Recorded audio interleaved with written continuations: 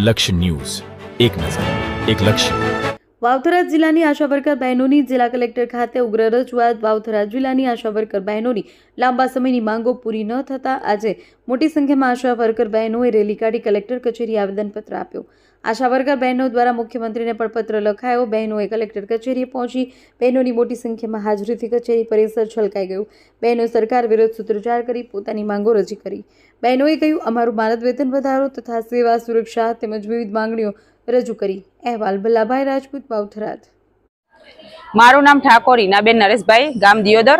આજે અમે થરાદ ગામમાં આશાઓ બધી 1000 આશાઓ ભેગી થઈને ઉગ્ર રોષ દેખાડીએ છીએ કે અમારે HBNC અને HBYC નું જે કામ છે, અમે જે ઓફલાઈન કામ કરતા હતા એનું હવે અમારે ઓનલાઈન કરવાનું કીધું છે।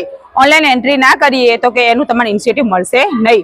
તો સરકાર શ્રી દ્વારા અમારે એવી માંગણી છે કે અમારે જે ઇન્સેન્ટિવ જે 250 રૂપિયા છે એની જગ્યાએ અમારે ઇન્સેન્ટિવમાં વધારો કરે, કાં તો પછી અમને લઘુત્તમ વેતન કાં તો ફિક્સ પગાર કરે, અને બીજું કાં તો માતા મરણ અને બાળ મરણ થાય તો અમે HBNC કે એની મુલાકાત કરવાના નથી। તો માતા મરણ અને બાળ મરણ થાય એના જવાબદાર સરકારશ્રી રહેશે। એમાં અમારે આશાઓનો કોઈ રોલ નથી, કેમ કે અમે HBNC અને HBYC કરશું ને એટલે એ જવાબદારી અમારામાં આવતી નથી। બીજું કે હાઉસ ટુ હાઉસ સર્વે અને માતા મરણ, જેમ કે પોલિયો નાબૂદી છે, ઇમ્યુનાઇઝર છે અને હાઉસ ટુ હાઉસ સર્વે, પછી આ બધી સરકારની વિવિધ યોજનાઓ, ઇમ્યુનાઇઝેશન, પૂરું ટોટલ જે યોજનાઓ છે બધું આશાઓ દ્વારા જ કરવામાં આવે છે।